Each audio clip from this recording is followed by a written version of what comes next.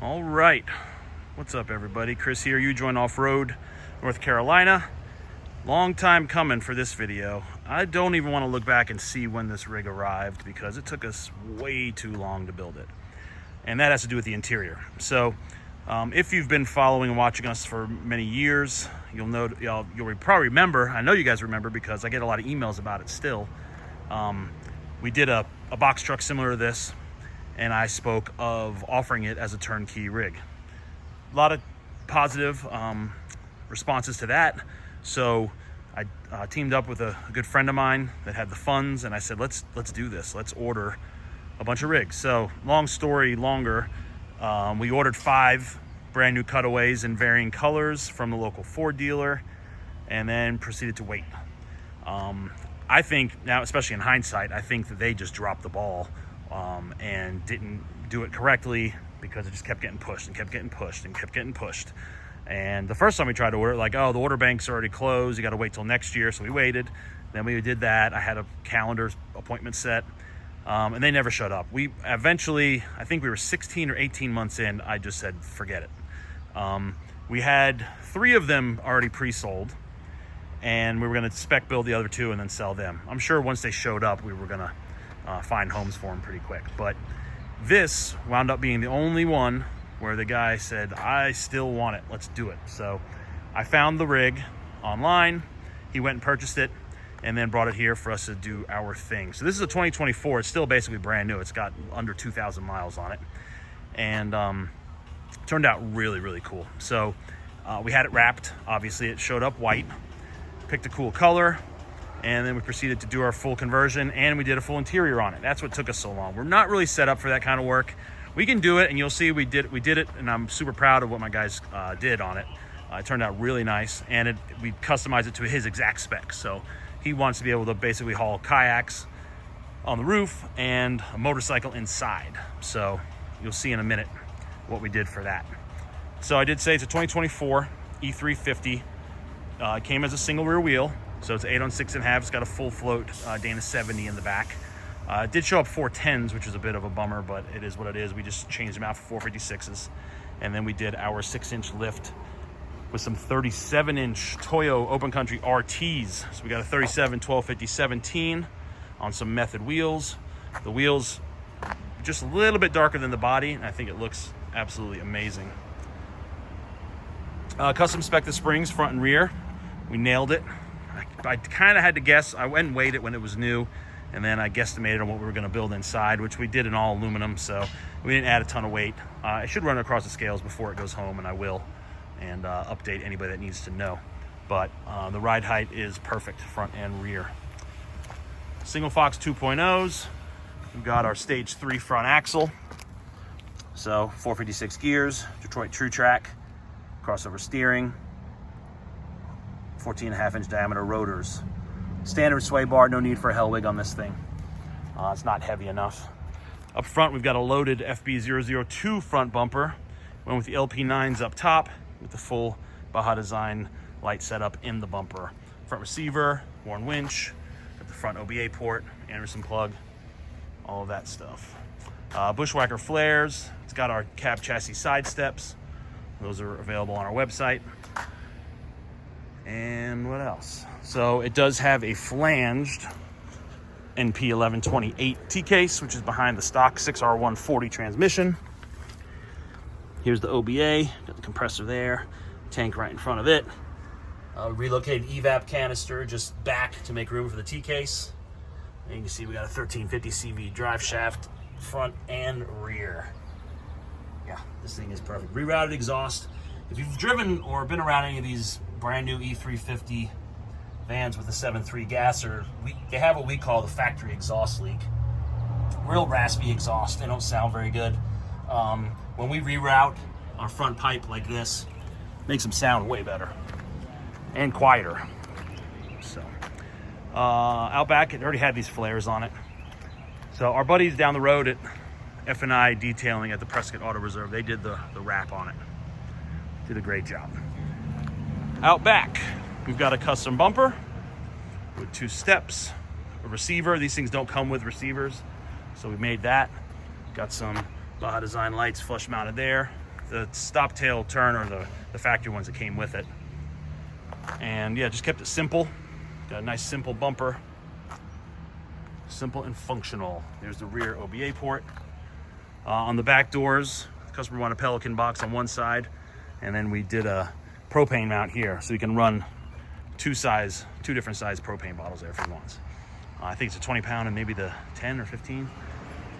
Passenger side, we've got a Fiamma awning that is mounted to the full length roof rack that is fully floored. I'll climb up there in a second. The last few videos that I've edited, the audio wound up getting super jacked up. So I'm gonna try to do this all one take. All right. So in the rear, I should have turned the lights on, sorry. Switch hands. So like I said, this thing is set up, I was pulling the wrong way. It's set up to haul a motorcycle. So it also has this bed. So this bed goes up and down. It's on shocks. It's kind of hard to do with one hand. But you can see this is in the down position. We built everything in here. So we completely framed the walls in 1x aluminum. Then we insulated, did our wiring, which is pretty minimal. We've just got those ceiling lights and the 2 MaxxAir fans. And then we covered with 1/4-inch plywood, and then did foam, and then did this upholstery. We built these side boxes all out of aluminum too, with these boat deck hatches. So we've got lots of storage, full coin flooring. Turned out really neat. That's a motorcycle chock right there, so that flips up. You can put the motorcycle in, and we've got some removable tie downs here at all 4 corners to tie the bike down. So again, big kudos to my crew. It was mainly Neil and Mark that built all of this stuff. We made all the trim. We did it all in-house. Even this trim here, this trim, we did it all. So, great job. We didn't make the bed. I don't remember the name of the company that makes that. Sorry, but it's kind of made for cargo trailers. So you can have a bed up and down.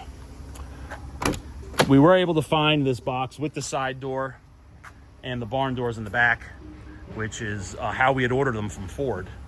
That never showed up, so I got lucky and found this. And this is a 12-foot box. This diamond plate is factory, but that top trim piece we made. This is going to be just a storage galley. We didn't. It's set up to have a curtain, but we didn't do that. We figured the customer might want to match it to the bedding or something like that. We even wrapped the door, the pass-through door, and the front walls. And here you can see the bed. Now I can turn the lights on. Real simple electrical. So we just basically have 2 USB port chargers there, and the light switch, which is on a dimmer. These broad arrow windows are super nice. They came from our buddies up in Canada at Wilderness Vans. We did one there, one there. They have the full privacy or screen, and you can also open them. Again, more custom trim. I mean, every little piece we made here in-house. Got a butcher block for the top. And that's it. Oh, maybe that's the bed manufacturer. Cass Hudson. Sleep and Store, that's what it's called. We made the bed platform too. Obviously all aluminum. Skinned and riveted. The guys just installed this nice piece of mahogany to keep the bed from sliding around. And yeah, very nice. Turned out super good. Here's that motorcycle chock. When it comes up, you can put the bike in there, and with the bed up, there is enough room for the motorcycle. So that is cool and as designed. So yeah, you wouldn't think something, this simple. You think it's square, it's not. And we've got a lot of hours in this thing. I mean, a lot. I think we wound up around 300 hours of labor just building this interior. And that might include the bumper and the roof rack too. But it turned out ultra nice. The 2 MaxxAir fans ought to be cool, especially with these open. Get some air moving through this thing when necessary. The toilet's mounted there. That was the customer already had the toilet. That's the one he wanted. So that's what it got. I think I already mentioned the Fiamma. Super nice. Inside is stock. We did add the S-Pod to control all of the switches and the onboard air. Got the shifter right there for the four-wheel drive. Actually, I'll turn around. I'll come around this side and turn the lights on so you can see what we got. Out here, this is a plug that actually just comes inside. It's just 110, just a pass through. That toilet actually charges off 110 to charge the battery. So that was necessary. We still need to do a little bit of cleanup in here. I'm gonna fire it up just to make sure we have full power for the lights. We've got a reverse override for those Baja designs in the bumper too. So yeah, lots of light. Those LP9s and the regular S2s. Plenty of lighting options on this guy. So I think I mentioned tire size, 37, 12, 50, 17. We got tricky with the spare, is the reverse lights. This 37 would not fit underneath, and we didn't want to hang it off the back, so the spare is actually a 35. That'll get him where he needs to go in case of an emergency, but oh, you gotta love neighbors. I think they're funny. We fabricated this ladder. That turned out very nice. I'm gonna try to climb this ladder while holding the phone.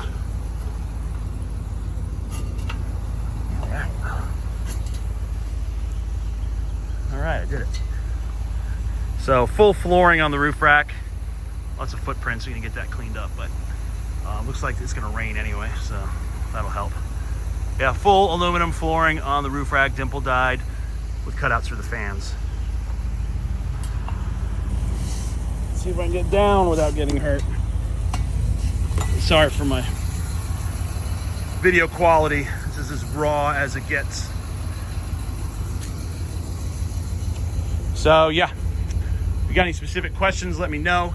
I am undecided, I should say, whether we're gonna do this again. Like I said earlier, it's kind of a disruption in the shop. We're not 100% set up for this. That's why it took us so long, and we kind of have to work it in when we can. Between our regular production parts, prepping for the Cannonball runs to Colorado, and building bumpers and all that, it's not easy to fit this in, but we got it done. It just took a lot longer than we expected. But in the end, quality is what matters, and we're all happy with the way it turned out. Hopefully the customer is too. So again, thanks for watching. Sorry for the delay. If you got any questions, leave them in the comments or shoot me an email, chris@ujoinoffroad.com. I actually looked this morning to find more donor rigs.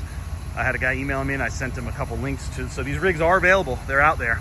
I found 3 or 4 this morning while looking, even some 2026s. So if there's something you want to do, give me a shout. chris@ujoinoffroad.com. Be sure to follow us on Instagram and Facebook if you don't already. Thanks for watching.